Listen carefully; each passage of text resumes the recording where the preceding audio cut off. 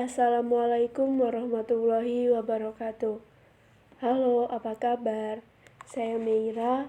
Di sini saya akan melanjutkan membaca buku I Want to Die But I Want to Eat Tteokbokki karya Baek Suhee.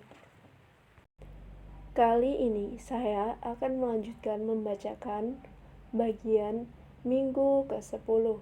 Kenapa kau menyukaiku walau aku begini? Aku mencoba tes kepercayaan diri yang sedang ramai dibicarakan di internet dan mendapat hasil minus 22 poin. Aku sudah tahu bahwa aku memiliki tingkat kepercayaan diri yang rendah.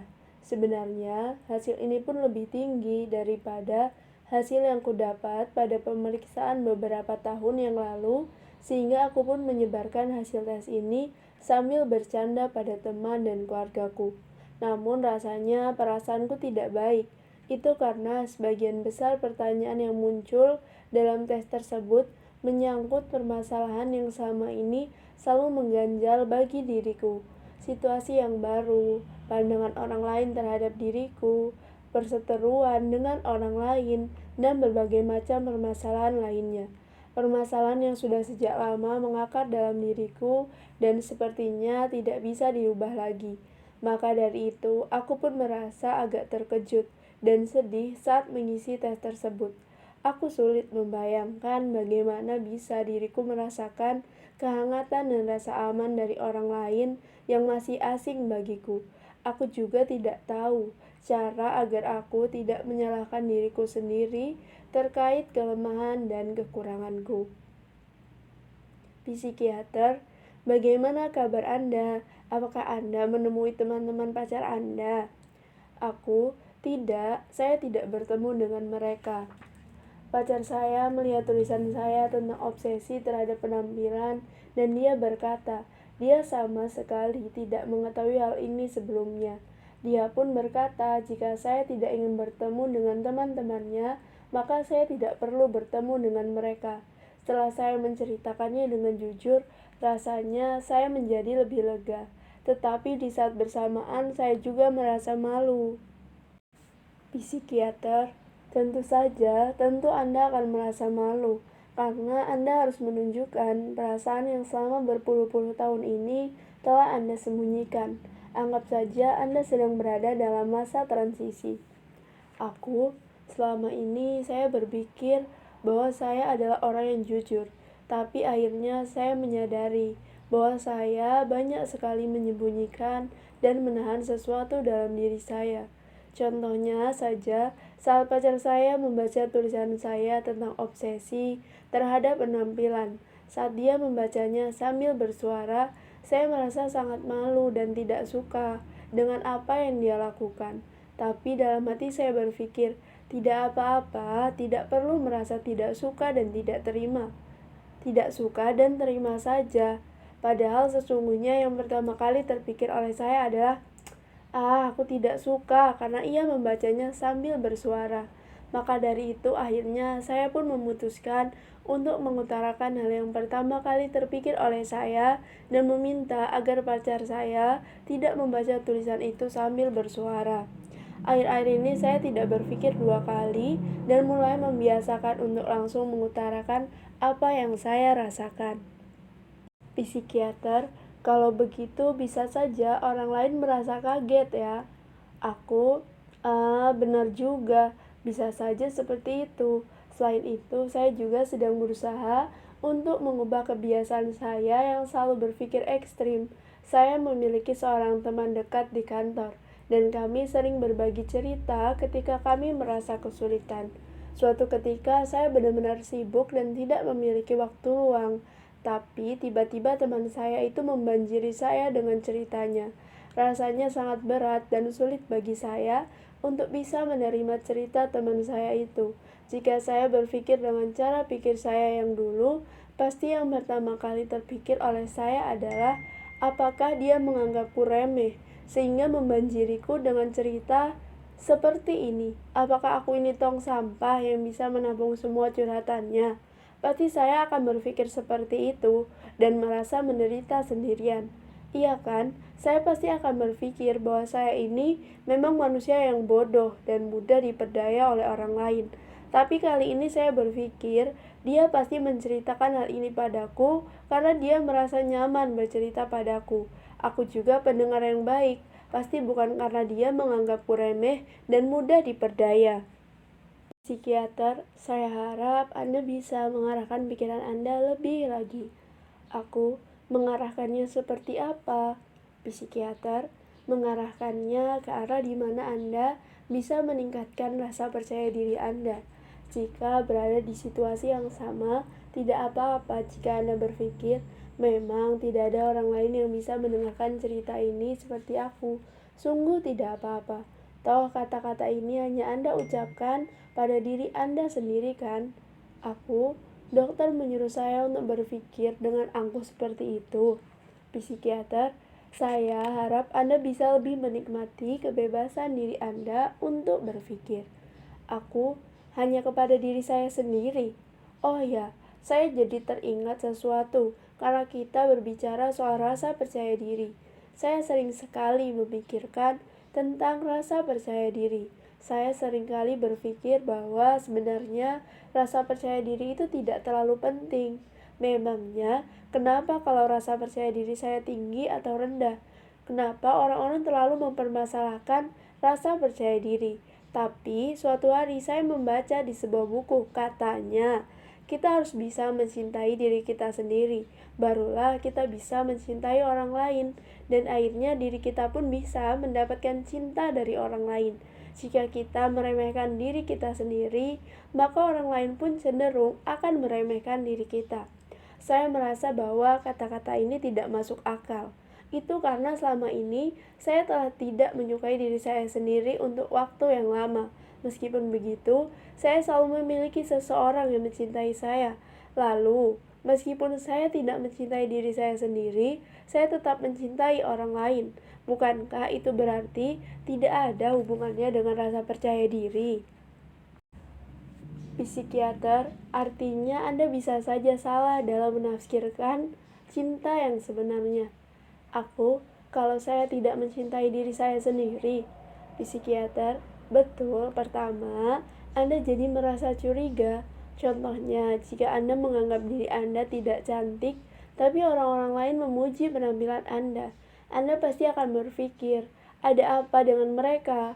Kenapa mereka memujiku? Apakah mereka memiliki maksud tersembunyi? Sebaliknya, apabila Anda merasa puas dengan penampilan Anda sendiri, maka Anda bisa menerima perlakuan itu dengan baik.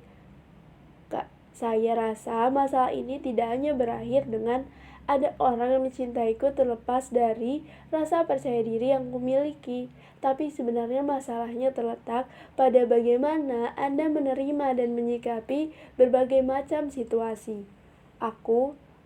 Rupanya masalah yang penting adalah bagaimana saya menerima dan menyikapinya.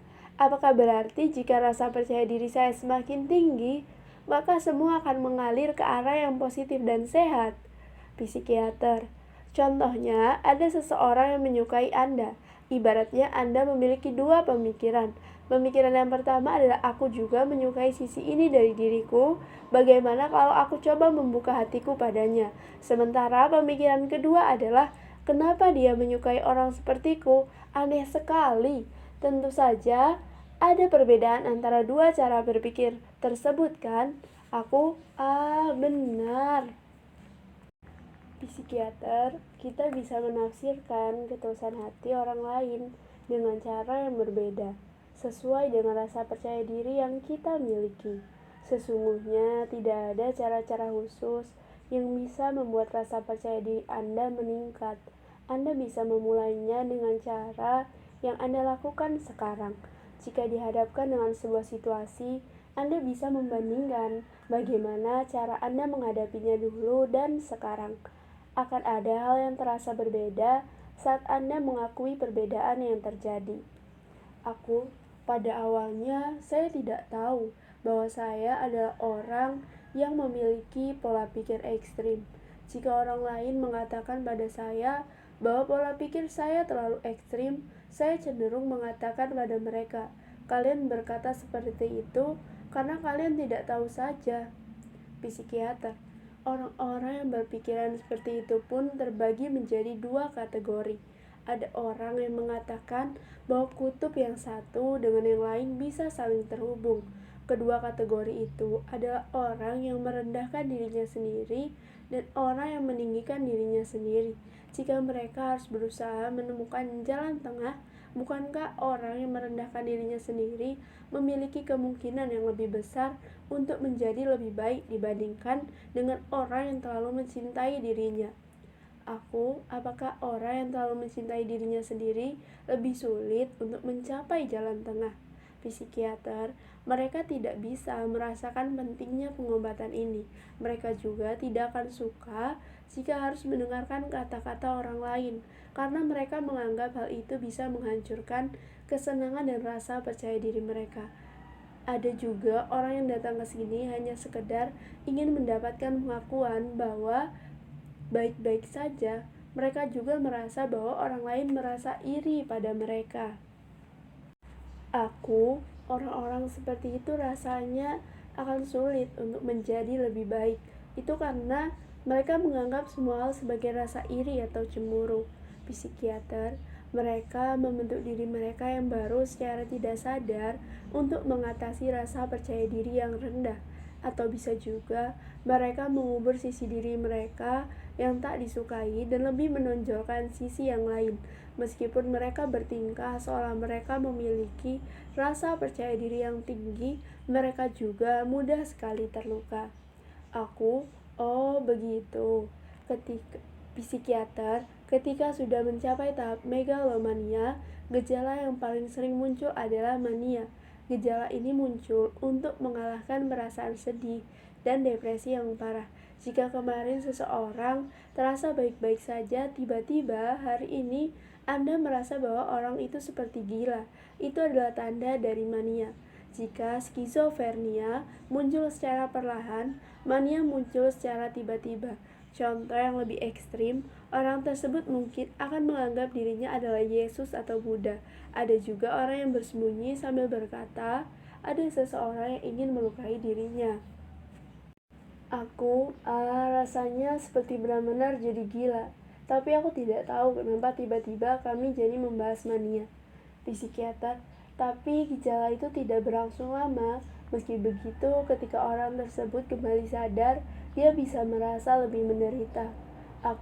Apakah dia mencoba melarikan diri dari kenyataan? Psikiater, betul. Contohnya orang-orang yang rajin pergi ke gereja, lama-lama menganggap diri mereka sama seperti Tuhan. Mereka berpikir bahwa mereka bisa menolong orang lain. Saya punya satu permasalahan. Melihat aku mencoba mengalihkan pembicaraan, tampaknya aku tidak terlalu tertarik dengan pembahasan tentang mania itu. Psikiater, permasalahan apa? Saya ingin mengurangi minum minuman beralkohol. Saya mengidap atopi kulit. Jika saya banyak minum minuman beralkohol, ruang merah pada kulit saya langsung muncul. Kemarin saya minum terlalu banyak, jadi pagi tadi kondisi kulit saya tidak baik. Saya pun merasa malu pada diri saya sendiri. Psikiater, sejak kapan Anda berpikir bahwa Anda harus mengurangi minum minuman beralkohol? Saya terus memikirkan tentang itu. Tapi ketika saya pulang kerja dan sampai di rumah, saya pun langsung minum, seolah itu adalah kebiasaan dan urutan kegiatan harian yang tidak bisa saya lewatkan. Psikiater, menurut Anda, apakah minuman beralkohol memberikan pengaruh baik atau bantuan bagi Anda? Saya menikmati saat-saat pikiran saya menjadi samar karena minum minuman beralkohol. Psikiater, apakah dengan begitu hati Anda menjadi lebih nyaman? Iya, hati saya menjadi lebih nyaman. Saya pun menjadi lebih lancar saat menulis sesuatu. Psikiater, kalau begitu bisa dikatakan bahwa minuman beralkohol adalah salah satu alat bantu agar Anda bisa menulis dengan baik ya. Tidak sepenuhnya begitu juga. Meskipun sebenarnya ada kalanya aku minum minuman beralkohol karena aku ingin menulis. Rasanya lebih sering aku minum hanya karena aku ingin minum.